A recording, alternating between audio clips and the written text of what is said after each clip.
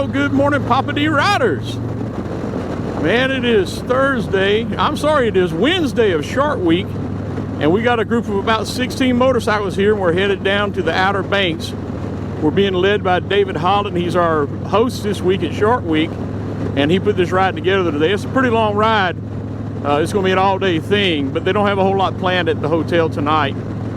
So we had to reroute this a little bit because a barge hit one of the bridges over the Intercoastal Waterway, and it's being worked on, so it's going to back traffic up. So we made about a 25-mile detour, but we knew about it ahead of time, so it's a planned detour for us. And we're going to ride through the Great Dismal Swamp, go down to Kitty Hawk, and check out the Wright Brothers Memorial and Museum there. And then we'll wind up over on Roanoke Island in Manio, and check out where the Lost Colony was at, and then head back.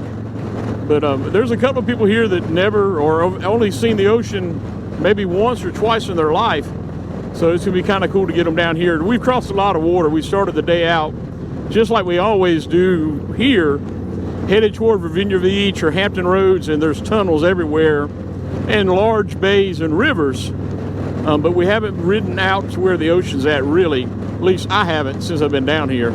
So we're gonna get out here and check out the Outer Banks of North Carolina. So we're gonna have a great day. Appreciate you guys following along with us. Hope you enjoy the ride.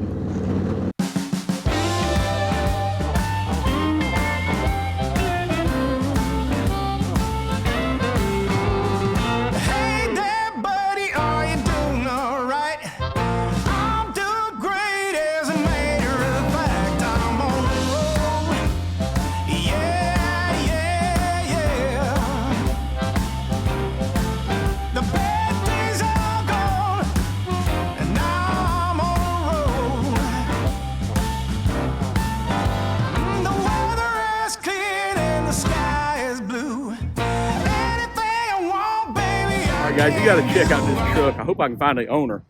One of our group came down here and talked to him, but look at this. I don't know, zombie apocalypse or what, but check it out. I can't tell if anybody's in there or not. What Dolores told me is a tribute to Madmax. So it's running. Hey, man. Hey there. My name's Tim, but I got a YouTube channel called Poppa-D Rides. Tell me about your truck, if you don't mind. It's a hobby, my tribute to Madmax. Okay. And plus being a disabled veteran, this is my project to keep my sanity. Okay. So I just I like taking stuff, repurposing it, reusing it, and see what I can do. So, well, pretty cool, man. Oh, you got all kinds of stuff in there. Yeah. I have everything I need to keep me informed of my surroundings. So that's the big idea. How long have you had been working on a project? Working on this one for about a year. All right, what's your name, man? Mike. Mike, what service were you in? Navy. Thank you for your service, man. I'm Tim, Marshburn. All right, guys, I had to turn the camera on for just a second. So we're in Elizabeth City, North Carolina, and my oldest son, Aaron, his wife, Brittany, actually moved here early in their marriage and were youth pastors at the Pearl Street Pentecostal Church right here in Elizabeth City. And we're going to go by about 3 or 4 blocks from where they lived as we go across the river and head back toward the Outer Banks. So I wanted to turn the camera back on for a minute and just capture this little town for them in this video, because I know it holds a special place in their heart, and they still have friends from when they were down here, and they grew that youth group quite a bit in the time that they were here. And when Brittany got pregnant, they came back home and have been back home since. So we might go right by the Pearl Street Church. I don't know. I'm gonna keep the camera going because I think that's it right up here. This is Pearl Street, and I'm not sure if it is or not. Yep. No, this is North. This is North Road. Either way, Pearl Street might come off of it, but that is not the church. It's a much smaller church. Anyhow, let's get on down to Kitty Hawk.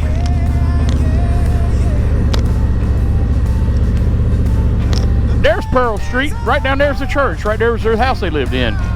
Oh, I should have took a block detour, but I am the tail gunner here. So we were within a block of their house that they lived in when they were down here. So Aaron and Brittany, hope you check this out and look at your stomping grounds.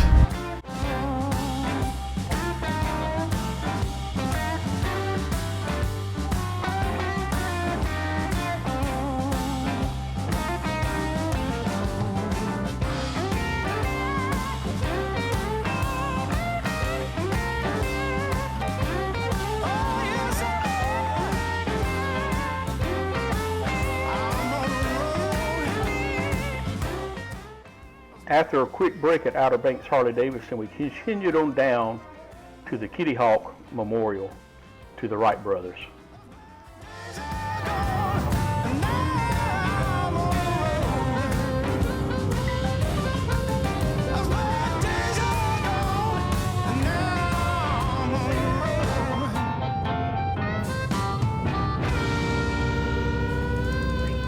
So now, with their controlled glider, they want to find a way to put an engine on it. The Wright brothers are not mechanics, but they know how to write a letter to somebody who is. That's where they start.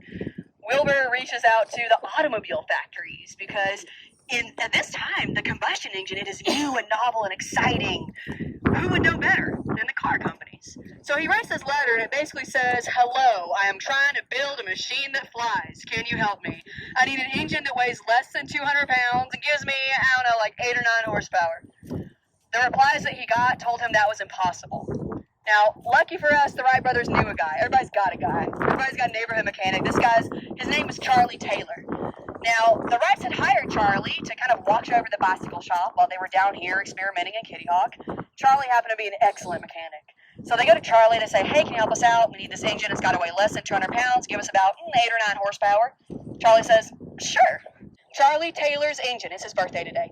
Charlie Taylor's engine clocked in at 170 pounds and gave the Wrights 12 horsepower. Today is National Aviation Maintenance Technician Day in honor of the very first airplane engine mechanic. Yay, Charlie Taylor! It only took him a year to rebuild a brand new flying machine, bigger and better, even better engine, and then they achieved another first. That's when they achieved the first full circle flown in a plane outside of Huffman Prairie in Dayton. And those firsts, they come easier each time. After that initial powered flight, everything else comes faster. It's easier because after that circle, then there's figure eights, right? And then there's passengers and patents and contracts and 2 wars. And then only 66 years after our first earthly flight, right here, there's a man on the moon. He's got 2 pieces of that Wright Flyer with him. A third piece is currently on Mars. It is on a little helicopter named Ingenuity, which made the very first powered and controlled flight on another planet in 2021. The NASA team called it their Wright brothers moment. Now, I told y'all we'd talk about why. That's the why. That one word, ingenuity. That is why the Wright brothers started this. That's why they finished it. It's why they chased a dream halfway across the country. And it's why we keep chasing the stars. And at the end of the day, do our dreams have to be celestial?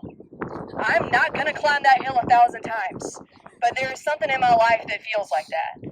Whether it is a project or a problem or maybe an idea that I just cannot get out of my head, we all have that. We all have our chance for our Wright brothers moment. We have a chance to take it apart, figure out how it works, and put it back together better than before.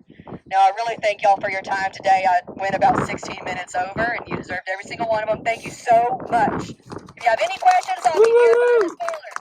So after visiting the Wright brothers memorial, it was time for lunch and then a quick visit to Jennette's Peir so that Stacy could see the ocean for the second time.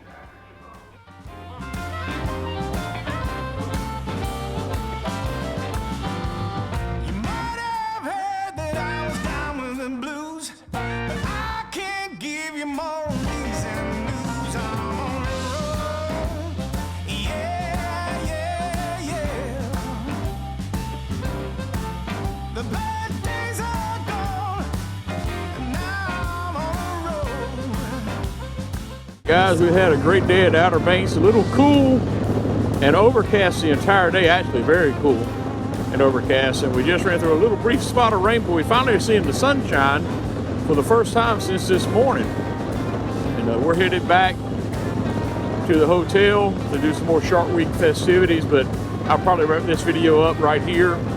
We started out with 17 bikes this morning. 16 had one catch up with us, made 17. And then we've kind of thinned out since then, so there are 5 bikes with me right now and 6 people.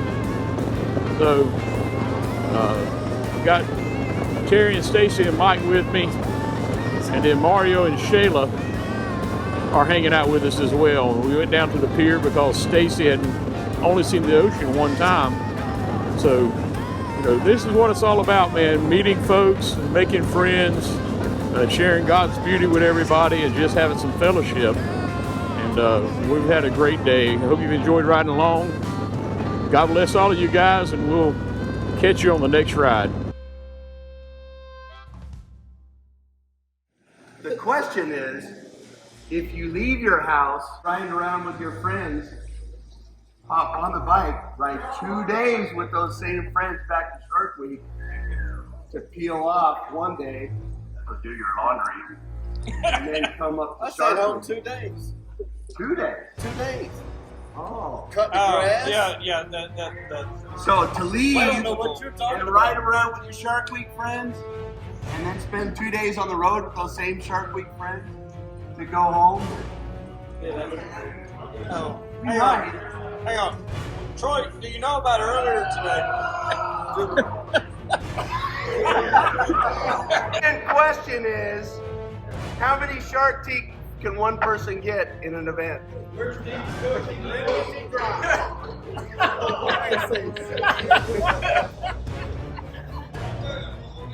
Hey, Richard, does he even know about today, though? You don't even know about today. Oh, yes, I do. This did happen. Never denied it. Went home for 2 nights. Cut the grass, played the dog, and all kind of stuff. Then Sunday morning came up here. Not the same trip. Case closed. Totally the same trip. I think at this point we need to send it to the special court of Ron Cushing. He's not even a lawyer. Look, I already had one sit in the mail. He looks like one. I'm going to have to receive to my chambers.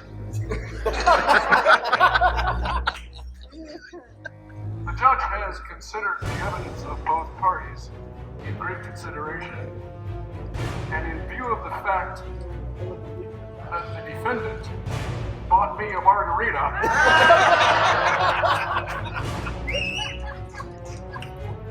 the judge sees that the plaintiff actually does have an argument. Award for the plaintiff. Hang on.